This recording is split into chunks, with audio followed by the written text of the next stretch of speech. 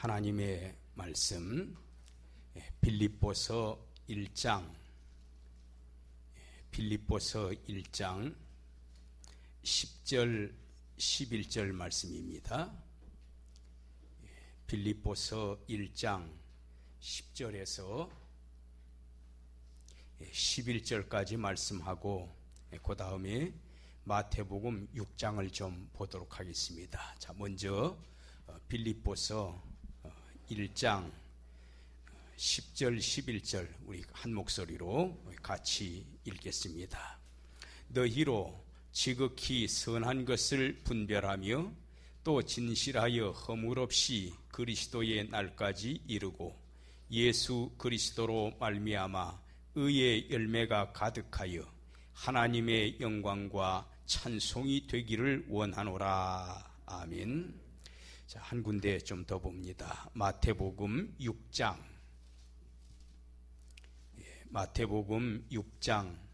19절에서 마태복음 6장 19절에서 34절까지입니다. 좀 본문이 길지만 또 한 절 한 절 강의를 해야 되기 때문에 다 또 받들어 읽어보도록 합니다. 6장 19절에서 마지막 34절까지입니다. 여기는 한 절씩 교독을 하십시다. 제가 먼저 봉독합니다. 너희를 위하여 이 보물을 땅에 쌓아두지 말라. 거기는 좀과 동록이 해하며 도둑이 구멍을 뚫고 도둑질하느니라.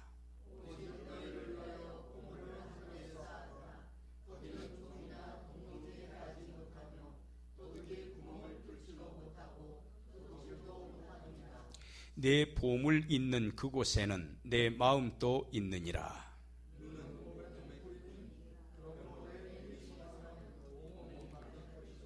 눈이 나쁘면 온몸이 어두울 것이니 그러므로 내게 있는 빛이 어두우면 그 어둠이 얼마나 더하겠느냐.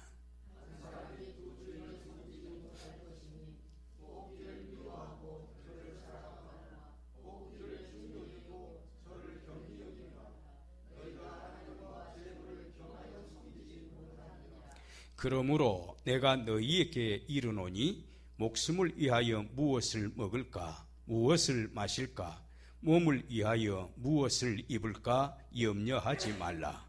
목숨이 음식보다 중하지 아니하며 몸이 의복보다 중하지 아니하냐.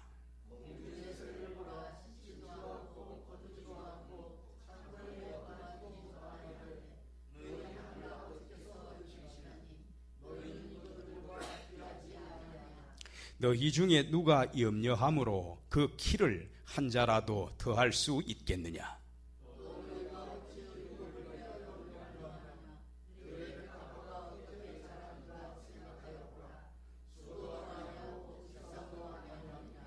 그러나 내가 너희에게 말하노니 솔로몬의 모든 영광으로도 입은 것이 이 꽃 하나만 같지 못하였느니라.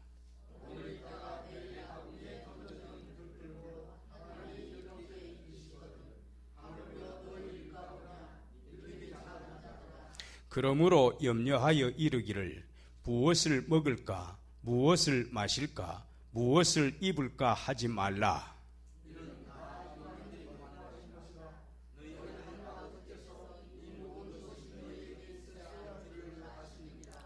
그런즉 너희는 먼저 그의 나라와 그의 의를 구하라. 그리하면 이 모든 것을 너희에게 더하시리라.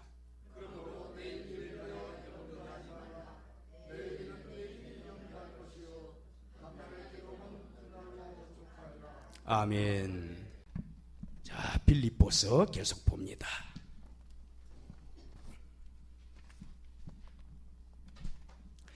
자, 빌립보서 1장 오늘 11절 말씀 보시기 바랍니다. 우리가 2주 전에 오후 예배 이렇게 하고 지금 2주 지금 쉰 상태에서 또 이 본문을 대하기 때문에 조금 이렇게 연결 맥락이 끊어졌을 수도 있습니다. 자, 오늘 11절을 중심으로 해가지고 11절 다시 한번 보십시다. 예수 그리스도로 말미암아. 자, 무슨 열매가 가득하다고 그랬습니까? 의의 열매. 열매는 열매인데 우리가 그 나무를 심는 목적이 어디에 있습니까? 사과나무를 심는 목적이 그냥 물론 관상용으로 보는 분도 계시겠지만 거의 대부분은 그 사과나무를 심는 의도는 그 사과 열매를 얻기 위해서, 또 배를 심는 사람은 배의 열매를 얻기 위해서, 또 고추를 심는 사람은 고추를 가을에 또 따드리기 위해서 그 열매를 위해서 심는 겁니다. 그런데 여기에 의의 열매라고 하는 것은 누구한테 주렁주렁 맺혀진 열매입니까? 누구한테입니까?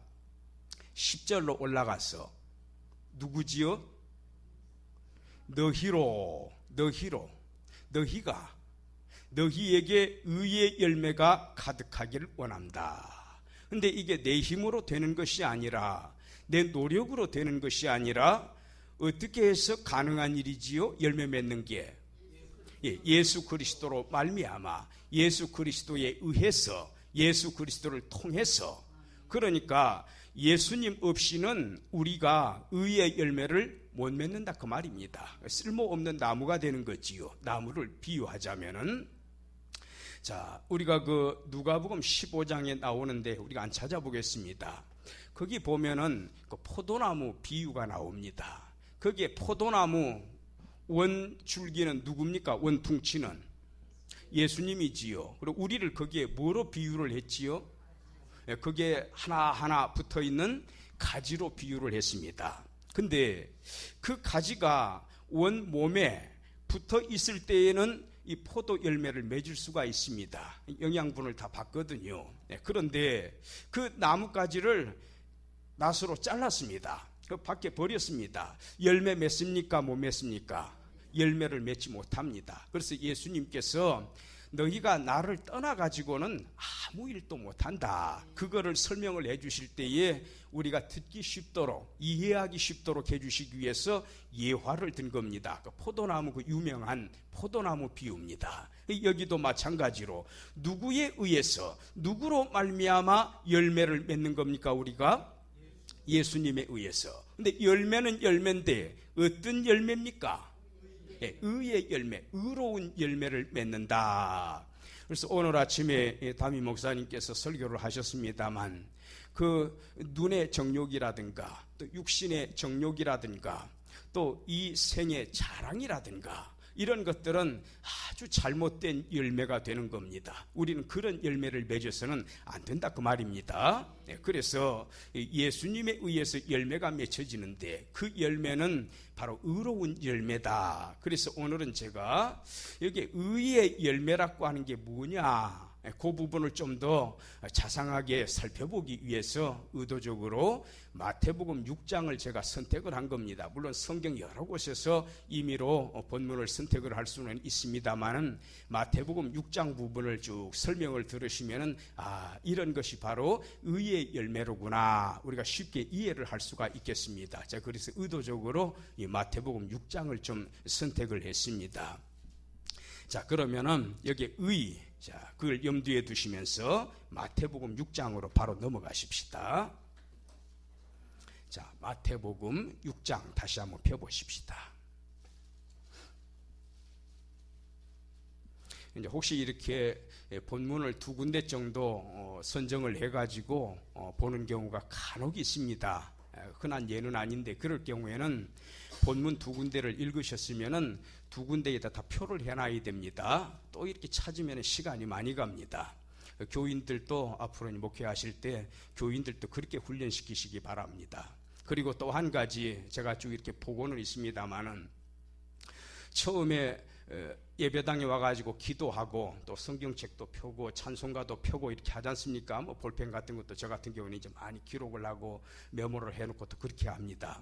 그런데 그런 거를 챙길 때에 성경책 주보에 나와 있는 본문이 있지 않습니까? 그걸 이렇게 확인을 하시고 그 본문을 미리 넘겨놓으시기 바랍니다.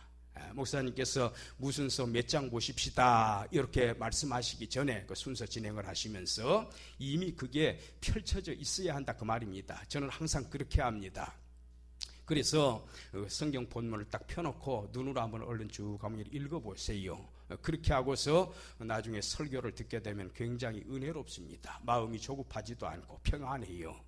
미리 와가지고 성경 본문을 딱 펼쳐놓으십시오. 어떤 분들 보면 창세기부터 요한계시록까지 막 쫙 아모스가 어디에 붙어 있는지도 몰라요. 하박국이 어디 있는지도 모르고. 그러니까 미리 와가지고 딱 찾아놓으십시오. 자, 마태복음 6장 한번 보십시다. 제가 왜 6장을 본문으로 또 한번 선정을 했는가 하면은 우리가 잘 알고 있는 6장 33절 그 요절처럼 암송을 하지 않습니까? 너희는 먼저 그의 나라와 그의 뭐를 구해라? 의를 구해라. 여기에 의가 나오지 않습니까? 여기에 이 의의 개념하고 아까 그 빌립보서 1장에 있는 의의 개념이 있잖아요. 그 개념이 같은 개념이 됩니다. 그래서 여기에서의 의를 이해를 하면은 아까 빌립보 본문에 있는 의의 개념도 쉽게 우리가 깨달을 수가 있습니다. 자, 우리 성경에 보면은 이 의라고 하는 용어를 쓸 때 헬라어로는 디카이오스유네라고 하는 단어인데 그 단어가 많이 쓰입니다. 그런데 이 의라고 하는 이 단어가 원래는 법정 용어입니다. 헬라어로 돼 있죠. 신약성경은 다. 마태복음은 히브리어로 기록이 돼 있고 나머지 26권은 헬라어로 기록되어 있습니다. 이 마태복음도 나중에 헬라어로 번역이 됐고 그래서 흔히 질문할 때 신약성경은 어느 언어로 기록되어 있습니까? 하고 물어보면은 다 헬라어로 기록되어 있습니다. 그렇게 답변합니다. 그러나 정확한 답변은 마태복음은 히브리어고 그 외에 26권은 헬라어입니다. 그게 옳은 답입니다. 실질적으로 이 마태는 유대인들을 위해서 성경을 기록을 했어요. 이 마태복음을. 그래서 헬라어로 기록한 것이 아니라 히브리어로 본래 기록을 했었다. 그런데 이 헬라어로 의라고 하는 용어가 법정에서 쓰이는 용어라고 있습니다. 재판장님이 계시고 그 이제 피고인이 저 앞에 이제 판정을 기다립니다. 또 피고에 대해서 어떤 죄를 지었다고 증거까지 탁탁 갖다 대면서 기소를 하는 검사가 있습니다. 또 반면에 그 어쨌든지 간에 피고가 무고하다면은 피고를 철저하게 변호를 해서 무죄를 입증하고 또 설사 죄를 범했다 할지라도 그 형벌을 최소화하기 위해서 피고인의 입장에 서가지고 변론을 해주는 분이 있습니다. 그 변호사입니다. 그런데 이 검사가 기소하는 거하고 그 다음에 또 이 변호사가 변론해 주는 거하고 쭉 재판 그 과정을 이제 진행을 해가면서 종합을 해보니까 이제 재판장님이 최종 판정을 내려야 되는데 이 사람은 무죄다. 아무 죄가 없다. 검사가 기소를 했지만 변호사의 말을 들어보니까 죄인으로 우리가 인정해서는 안 되겠다. 그래서 겉에 있잖아요. 땅땅땅 치면서 요즘식으로 제가 표현을 해봅니다. 이 사람은 무임을 선언합니다. 무죄임을 선언합니다. 그러면은 감옥에 들어갈 이유 있습니까? 없습니까? 그 자리에서 어떡합니까? 재판정 나가가지고 자유인이 되는 겁니다. 구속될 이유가 없습니다. 유치장에 들어갈 이유도 없고 벌금을 낼 이유도 없습니다. 무죄입니다. 이 무죄라는 요 단어가 여기에 우리말로 번역된 오를 의자, 죄가 없는 상태, 깨끗한 상태, 디카이오스유네 이 단어가 본래는 무죄라는 의미예요. 자, 그러면은 우리 성경에서 이 의롭다 요 법정 용어 요 단어를 쓸 때에는 크게 두 가지 용도로 구사가 됩니다. 하나는 뭔고 하면은 맨 처음에 내가 예수님을 몰랐는데 맨 처음에 전도받고 예수님이 그런 분이로구나. 이 성령께서 감동을 시켜가지고 내가 예수님을 주님으로 고백을 하고 믿었습니다. 그 다음에 예수님을 믿은 다음에 내가 하나님의 법정에 딱 이래 앉았어요. 율법이 나를 기소하지 않습니까? 아이고 하나님, 재판장님, 요 사람 몇 월 며칠에 무슨 죄 범했고요, 몇 월 며칠에 어떻게 했고요, 하나님의 이름을 망령되이 일컬었고요, 부모님을 공경하지 않았고요. 그러면서 죄목을 갖다 대는 거예요. 근데 하나님 아버지가 재판장이 다 이렇게 살펴보니까 이 사람이 과거에 죄를 지은 거 맞습니다. 죄 없는 사람 누가 있습니까? 원죄, 자범죄 다 짓지 않습니까? 그런데 하나님 아버지가 딱 쳐다보니까 그 아드님이신 예수님을 믿는 사람이 신자예요. 그리스도인이에요.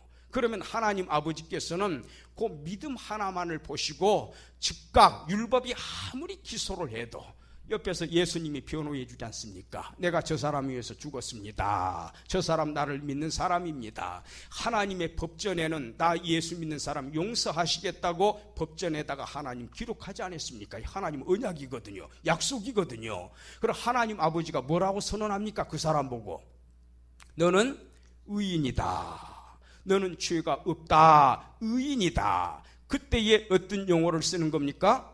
디카이오 스위네, 요 오를 의자로 번역된 요 단어를 씁니다. 그걸 우리가 이제 신학적으로 교리화해가지고 사자성어로 만들었어요. 우리는 이제 한자를 쓰니까 뭐라고 합니까? 이자로 시작하는 이신득이 서이자 믿을 신자 믿음에 의해서 믿음으로써 얻을 득자 오를 의자 하나님 아버지로부터 의롭다함을 얻는다 그 말입니다. 이신득입니다. 하나님 입장에서는 또 뭐라고 합니까? 아까 그거는 우리 입장이고 하나님 입장에서는 이신 칭하시는 분이니까 칭이라고 합니다. 믿음에 의해서 의롭다고 칭하신다. 이신 칭의가 되는 겁니다. 그래서 하나님 입장에서 표현한 거냐 우리 믿는 신자 입장에서 인간 쪽에서 표현을 한 거냐 그 차이만 있을 뿐이지 이신득이나 이신칭이나 마찬가지 표현입니다. 그러나 우리는 또 하나님의 은혜 쪽을 더 많이 강조하고 싶고 하나님이 전적으로 100% 완전한 주도권을 가지고 계신 분이야. 요 점을 강조하고 싶으면 뭐라고 하는 게 좋겠습니까? 이신득이보다는 이신칭의가 더 옳은 표현이 될 수가 있습니다. 그러나 그 뜻을 이해를 하고 요 용어를 쓰든 그러면 아무 문제가 없습니다. 제가 이신득이 쓰지 말고 이신칭의로 쓰세요. 그런 뜻 아니에요. 어느 용어나 써도 상관이 없습니다. 그 의미만 우리가 바르게 알고 있으면 됩니다. 그래서 여기에 오를 의자의 개념은 처음에 예수님을 믿고 원죄도 용서받고 원죄는 타고난 죄입니다. 또 평상시에 모든 범위하던 자범죄 또 앞으로도 계속 평생 죽을 때까지 죄 지을 거 아닙니까? 그런 모든 죄를 포함해서 하나님께서 믿음 하나를 보시고서 용서를 선포할 때 그런 의미의 의 내가 구원받았다. 나는 더 이상 죄인 아니다. 나는 의인이다. 그래서 구원의 의미를 이야기할 때에 오를 의자를 쓰기도 합니다. 자, 그런데 오늘 그 빌립보서에 나와 있는 그 의의 열매가 가득하다. 거기에 의는 무슨 의인가요? 예수님 믿고 의롭다 하심을 받았을 때 그 의를 말하는 겁니까? 그 10절에 그 대상이 누구지요? 누구한테 의의 열매가 가득해서 너희로 그랬잖아요. 너희. 거기에 너희는 누굽니까? 빌립보 성도들입니다. 바울 선생님이 빌립보 교인들한테 편지를 쓴 거 아닙니까? 그러니까 그 빌립보 교인들 다 믿는 사람들이에요. 그러니까 의의 열매가 가득하다 너희한테. 거기에 너희는 이미 신자들입니다. 그러면 너희한테 의의 열매가 가득하다 할 때 그 의는 이신득이 할 때 그 의인가요? 그거 아니지요. 예수 안 믿는 사람이라면 그 말을 써도 되는데 이미 예수님 믿은 지 오래된 사람들이에요. 그러니까 이신득이 할 때 그 의가 아니다. 그럼 거기에서 말하는 의는 뭘 말할까요? 똑같은 헬라어 디카이오 스위네인데 예? 성화의 차원을 의미하는 겁니다. 예수님을 믿는 그래서 하나님의 백성이 됐으면 하나님의 자녀가 됐으면 앞으로의 삶을 어떻게 살아가야 됩니까? 오늘 아침 메시지처럼 육신의 정욕이라든가 안목의 정욕이라든가 이생의 자랑이라든가 그런 삶을 살지 말고 거룩한 삶을 살아야 됩니다. 하나님 아버지 그 말씀했죠. 레위기에도 나오고 베드로 선생님이 인용 또 합니다. 내가 거룩하니 너희도 어떡할지어다? 거룩할지어다. 하나님 닮아가는 거예요. 내가 그리스도를 본받은 자 된 것처럼 니네들은 누구를 본받는 자가 되라? 나를 본받는 자 되라. 예수님 닮아가는 모습입니다. 그걸 가르쳐서 sanctification, 거룩할 성자 될 화자, 거룩하게 되어져 간다 그 말입니다. 변화가 되는 거예요. 하나님 형상을 차츰차츰 회복해가는 겁니다. 그걸 성화라고 합니다. 하나님이 그런 모습을 보고 내 삶의 모습이 그 거룩하다. 지성도 거룩해지고 감정도 거룩해지고 의지도 거룩해지고 인격이 변화돼요. 그리고 그 사람을 보시고서 하나님이 뭐라고 말씀합니까? 너는 어떠하다? 의롭다. 이미 그 용서받은 사람입니다. 하나님 백성입니다. 근데 그 하나님 백성이 하나님 백성답게 살아갈 때에 의롭다라고 또 말씀하신다 그 말입니다. 그때에는 칭의로서의 의가 아니라 뭐로서의 의입니까? 성화로서의 의를 의미하는 것이다. 오늘 아침 메시지도 바로 그런 맥락에서 전해주신 거예요.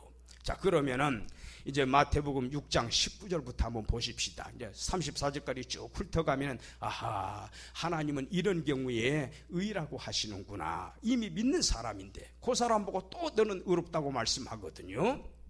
19절에 너희를 위해서 무엇을 땅에 쌓아두면 안 된다? 보물. 이 보물을 땅에 쌓아두지 말라.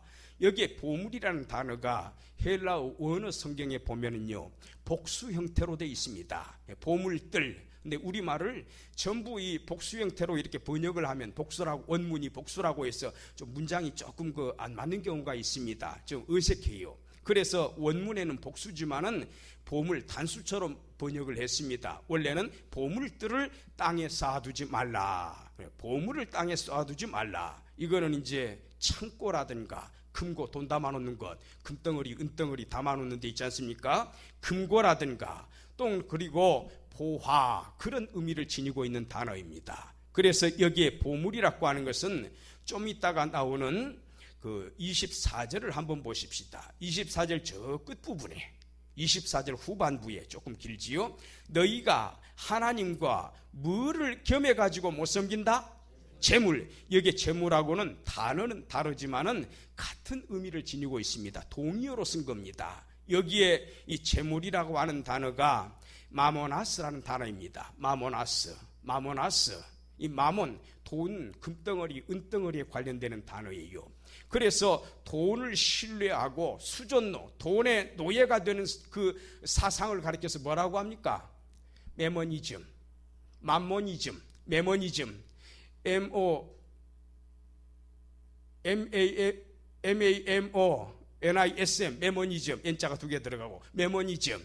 이게 바로 부귀영화를 추구하는 주의입니다. 재물주의입니다.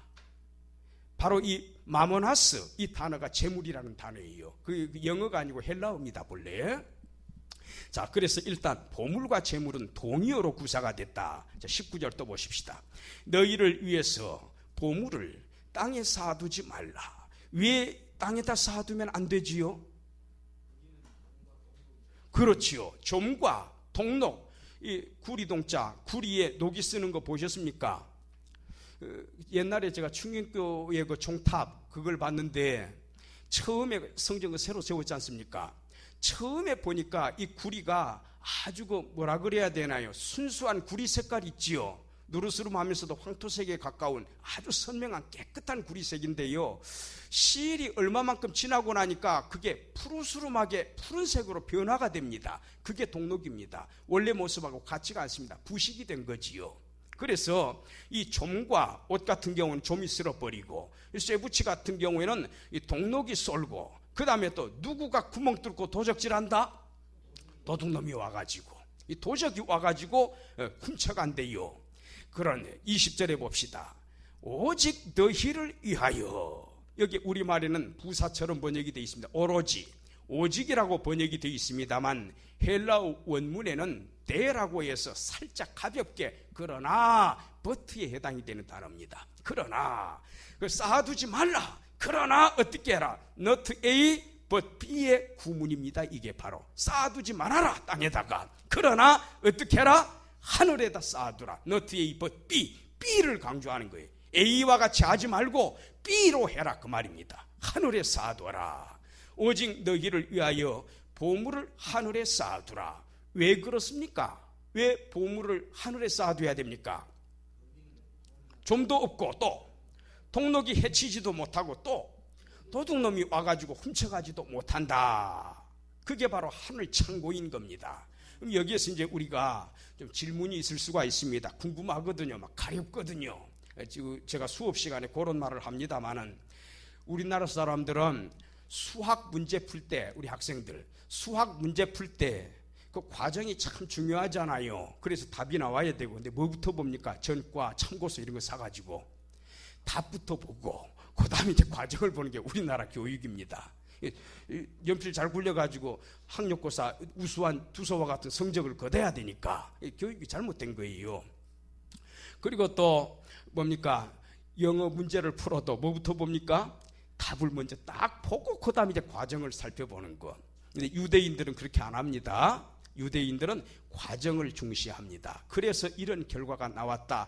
아주 논리적이에요. 이게 참 석학이죠. 석학의 뇌 구조가 되는 겁니다. 그런 식으로 어려서부터 사고력을 그렇게 키워가는 겁니다. 우리나라 학생들은 문제를 조금 변형해가지고 내버리잖아요. 못 풀어요, 그걸. 똑같이 내야 답을 쓸 줄 알아요. 처음에 중고등학교 때는 뭐 세계 무슨 학술 경연대회에 나가면은 우리나라 사람들은 막 1, 2, 3등 차지하거든요. 근데 대학생 때 돼가지고 그런 대회에 참여하면은요, 탑 클래스에 못 들어가요. 바로 그렇게 응용력이 떨어지기 때문이지요. 자, 그러면은 여기에 오직 보물을 하늘에 쌓아두는 것은 어떤 경우고, 또 땅에 쌓아두는 경우는 어떤 경우냐, 그거는 뒷부분에서 제가 설명을 할 겁니다. 누가복음에서 별도로 또 한번 살펴볼 거예요. 자, 일단 한번 보십시다. 20절. 오직 너희를 위하여 보물을 하늘에다가 쌓아둬라. 거기는 좀 동록 도적이 해치지 못한다. 21절에 보십시다. 21절에 네 보물 있는 그곳에는 너의 무엇도 있느니라? 마음도 있느니라 그랬습니다. 내 보물 있는 그곳에는 내 마음도 있느니라. 여기에 마음이라는 단어 있지요. 이 마음이라는 단어가 심장이라는 단어입니다. 헬라어에는 마음이라는 단어가 지금 처음 듣는 분도 계시기 때문에 좀 설명을 하겠습니다. 헬라어에는 이 마음을 의미하는 단어가 두 개가 있습니다. 단어가 물론 또 살펴보면 몇 가지 더 있을 수는 있습니다. 크게 두 가지로 저는 기억을 하는데, 하나는 MIND, 마인드. 야, 저 사람 마인드가 대단해. 그 마인드는 가슴 쪽을 많이 가리킵니까? 그 번역할 때는 마음이에요. 가슴 쪽을 많이 겨냥합니까? 머리 쪽을 많이 겨냥하는 말입니까? 저 사람 비상하다 그러면서 마인드가 있어.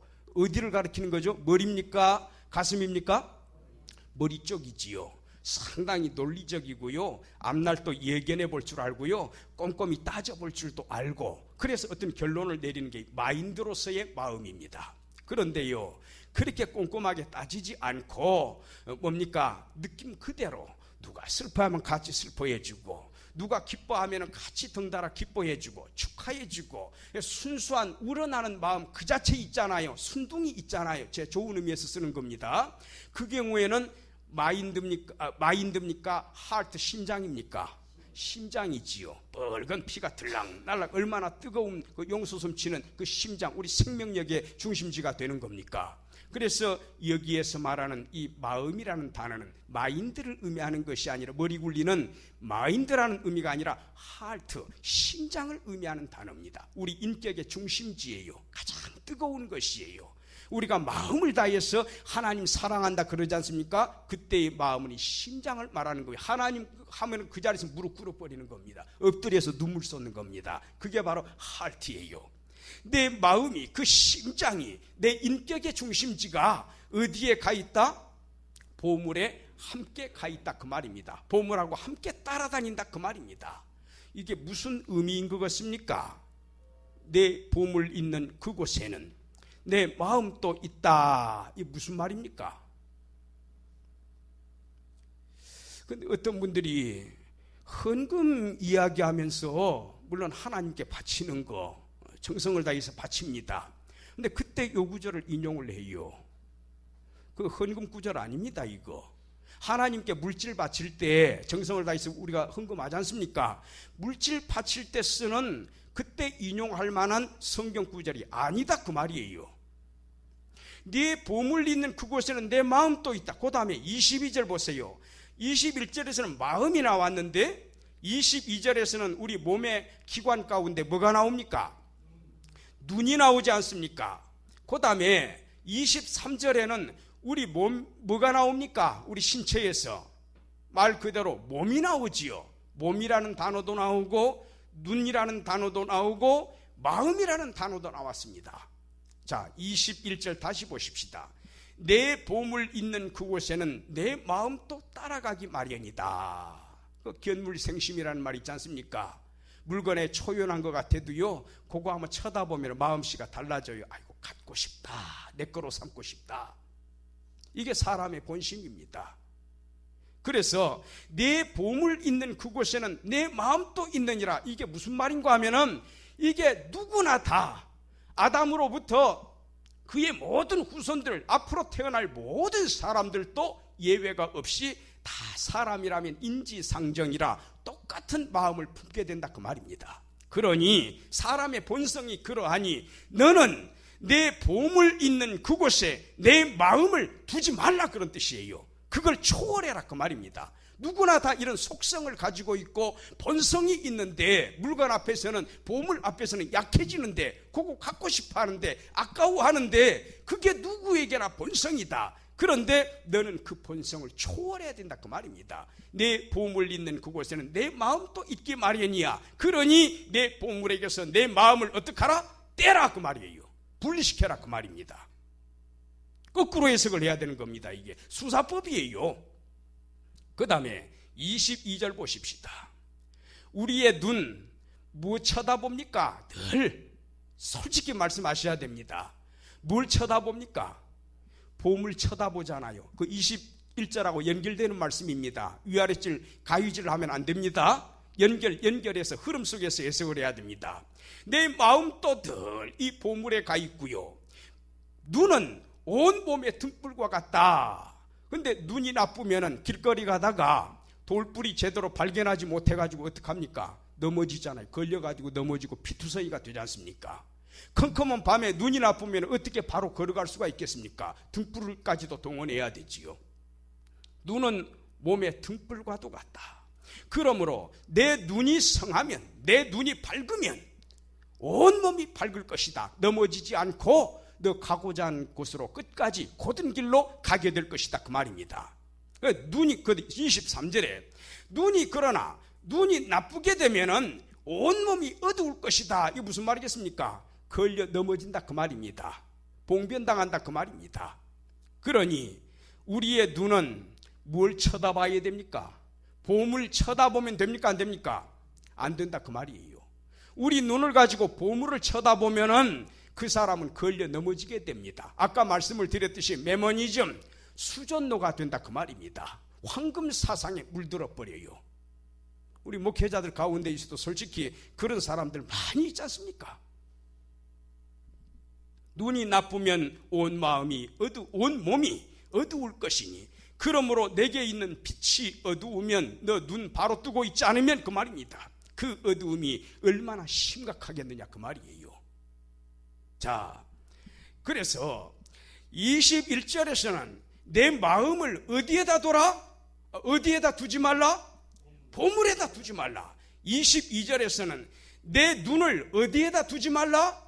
보물에다가, 역시 마찬가지입니다. 보물 이야기를 한번 했으니까 보물에다가 두지 말라 그 말입니다. 눈을 보물에 두는 사람은 비유하건대 눈 나쁜 사람과 같다 그 말이에요. 걸려 넘어지는 사람과 같다 그 말입니다. 자, 24절에 보십시다. 한 명이 있어요. 한 사람이 두 명의 두 주인을 섬길 수가 있다고 했습니까? 섬기지 못할 것이니. 자, 그러면 여기에 두 주인은 누구 여기 한 사람을 나라고 자기 본인으로 적용을 합시다. 여기 두 주인은 누굽니까? 예, 하나님과 보물. 왜 하나님과 제 보물이라고 말씀하십니까? 어디에 나와 있습니까? 예, 아까 우리 살펴봤지요. 너희가 하나님과 재물을 겸해가지고 섬기지 못한다. 여기 섬긴다라는 단어가 둘유오라는 단어입니다. 종을 의미하는 겁니다. 수전노, 돈의 종이 될 것이냐, 하나님의 종이 될 것이냐, 둘 중에 하나를 선택을 해야 되지, 하나님도 섬기고 보물도 섬기는 그런 일은 있을 수가 없다 그 말입니다. 옛날 우리 어르신들 하는 말 중에 그런 말씀이 있지 않습니까? 하늘에 태양이 몇 개다?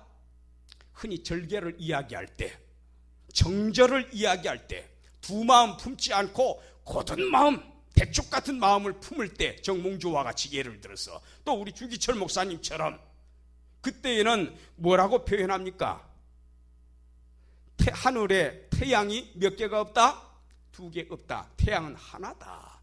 한 나라의 임금도 몇 사람입니까? 그 꼭대기에는 한 사람밖에 없다 그 말입니다. 마찬가지로 내가 섬기는 신은 누구뿐이다?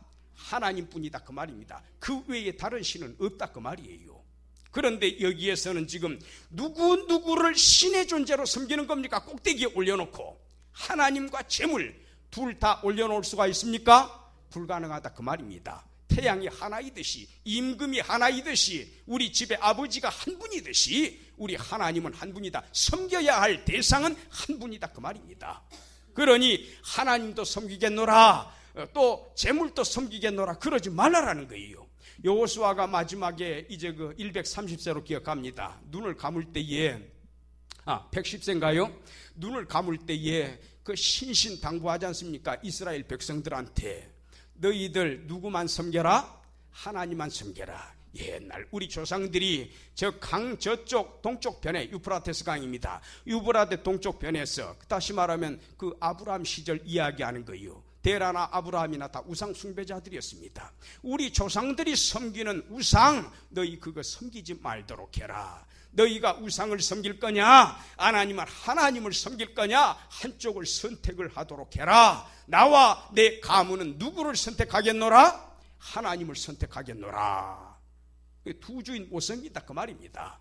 근데 여호수가 죽고 난 다음에 돌연변이 세대가 생겨났지 않습니까? 교육이 제대로 잘 안 돼가지고 그 바알 섬기고 아세라 섬기고 또 한편으로 여호와 하나님도 섬기고 여기에 있는 것처럼 하나님과 재물을 겸해서 섬기지 못한다. 그러면 위로 올라가서 20절에 오직 너희를 위하여 보물을 하늘에 다시 21절에 내 보물 있는 그곳에는 내 마음도 있느니라. 요거를 어떻게 해석을 해야 되겠습니까? 24절에서 하나님과 보물, 재물하고 보물하고 동의어로 쓰인 겁니다. 하나님과 재물을 동시에 못 섬긴다. 그러면 21절에 우리 마음을 보물에다가 두면 된다는 말입니까? 안 된다는 말입니까? 안 된다는 말이 이게 바로 누구나 다 보물 좋아하지 않는 사람 누가 있습니까? 근데 하나님도 제대로 섬기려면은 보물 섬기면 안 된다 그 말입니다. 마음을 보물에서 떼라 그 말이에요. 그 다음에 22절에 눈 이야기 나오잖아요. 눈 얼마나 중요합니까? 눈이 나쁘면 온몸이 어둡다. 이게 눈이 나쁜 것은 어디에다가 빗대어서 할 수 있습니까? 24절에 재물을 바라보는 겁니다. 하나님도 섬기리라 재물도 섬기리라. 두 쪽을 다 두 주인을 섬기려고 하는 자가 눈이 나쁜 자입니다. 마음이 보물에 가 있는 사람입니다. 그러니 내 마음을 어디에다 둬라? 보물에 두지 말고 하나님께 둬라 그 말입니다. 내 마음을 하나님께 두려면 보물을 어디에다 쌓아둬야 됩니까? 땅에 쌓는 게 아니라 하늘에다 쌓아두라. 그 의미는 적용점은 끝부분에 제가 살펴볼 거예요. 아까 말씀을 드렸듯이. 그 다음에 내 눈은 보물을 쳐다보지 말고 어디를 쳐다봐라? 하나님을 쳐다봐라 그 말입니다. 두 주인을 못 섬기기 때문에 이게 오늘 예수님께서 주시는 핵심적인 의미입니다. 두 주인, 우리 인간은 그렇게 연약한 존재입니다. 그러나 우리 인간이 두 주인을 어떻게 섬깁니까? 하나님만을 섬겨라 그 말입니다. 물질의 노예가 되다 보면은요 교만해지게 됩니다. 우리가 아침에 말씀하셨지만 히스기야 보세요. 그 18만 5천 명 사내립이 이끌고 왔던 아수르 군사들이 있지 않습니까?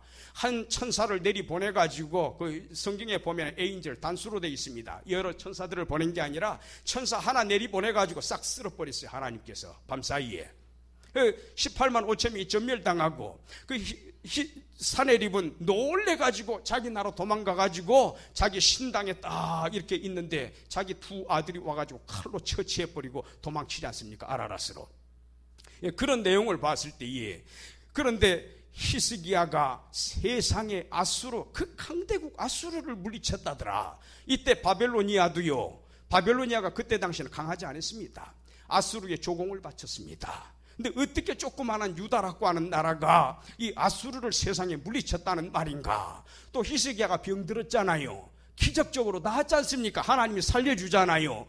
그러니까 바벨론에서 나름대로 위로 겸 축하 겸 해가지고 누굴 보냅니까? 사신들을 보내잖아요. 브로닥 발라단이 사신들을 보냅니다. 보내가지고 히스기야한테 가가지고 아이고 임금님 어떻게 아수르 물리치고 이런 놀라운 일이 일어났습니까? 그러면 히스기야가 어떻게 해야 됩니까? 우리 하나님이 싸우셨다, 하나님이 하셨다 그래야 될 거 아니에요. 근데 히스기야가 어떻게 했습니까? 마음이 교만해져가지고 이사야한테 혼납니다. 아주 마음이 교만해져가지고 그 보물창고 탁 열어, 우리는 재산이 이만큼 돼, 왕의 내탕고 사적 재산 보호하는 곳, 보존하는 곳입니다. 또 무기창고 있잖아요. 다 열어 보이면서 우리에게는 이러이러한 빛나는 무기들이 있어. 그래서 바벨론 물리칠 수 있었던 거야. 이사야 선지자 와가지고 임금님 바벨론 사람들이 와가지고 뭐라고 했습니까? 그들한테 뭐 보여줬습니까? 히스기야가 숨김없이 다 말을 합니다. 그러니까 앞으로 이 쌓아둔 보물들 다 어디로 옮겨질 날이 있을 거다? 예, 바벨로니아로 다 옮겨질 날이 있을 겁니다. 그런데 하나님께서 은혜를 베푸셔서 히스기야 임금 당신 세대에는 그런 재앙이 떨어지지 않을 겁니다. 그러니까 히스기야가 감사하지요. 나는 지금 당장 죽여도 할 말이 없고 하나님께서 나를 당장에 징벌을 내려도 나는 아무 할 말 없는 죄인에 불과하지만 그래도 하나님이 내게 은혜를 베푸셔서 내 당대에는 재앙이 떨어지지 않게 하신다니 하나님은 선하십니다. 감사합니다. 히스기야가 또 크게 깨닫잖아요 거기에서. 예. 자, 그래서 여기 다시 한번 보십시다. 이제 25절부터 이제 한번 또 연결을 좀 지어봅니다. 히스기야 임금도 그 뛰어난 임금도 그 착할 선자 임금구자 그 선군도 물질 앞에서 흔들렸잖아요. 마음이 교만해지고 하나님 자랑하는 게 아니라 물질을 자랑했지 않습니까? 이게 바로 하나님과 물질을 겸해서 섬기려고 하는 태도입니다. 정말 히스기야의 눈이 하나님만 바라봤다면 그때 당시에 히스기야의 심장이 마음이 하나님께로 가 있었다면은 보물창고, 내탕고, 무기창고 열어 보였겠습니까? 안 보였겠지요. 그런 데서도 우리가 귀한 교훈을 받습니다. 솔로몬도 마찬가지. 솔로몬 이야기 뒤에 나옵니다. 솔로몬 영광 하잘 것 없었다.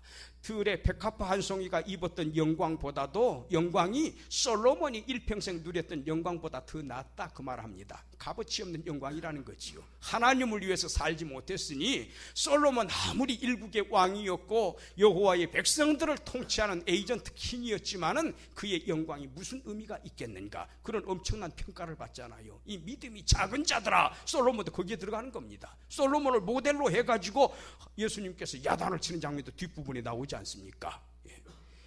자, 그럼 오늘 여기까지 하도록 하고 다음 주에 25절부터 또 34절까지 쭉 이렇게 연결해가지고 또 누가복음까지 살펴보시게 되면은 이게 하나님이 말씀하는 의라고 하는 게 이런 개념이로구나. 그래서 이신득이 할 때의 의의 개념이 아니라 여기에서는 삶 속에서 얼마만큼 하나님 명령 잘 순종하고 의로운 삶의 모습을 보여주고 또 그 다음에 지성도 깨끗하고 하나님 닮아서 그 감정도 하나님 닮아서 순수해져 가고 그 의지도 하나님의 뜻을 순종하는 쪽으로 자꾸 바뀌어져 가는가, 하나님이 그거 보시면서요 기뻐하시는 겁니다. 너 의롭다 하는 거예요.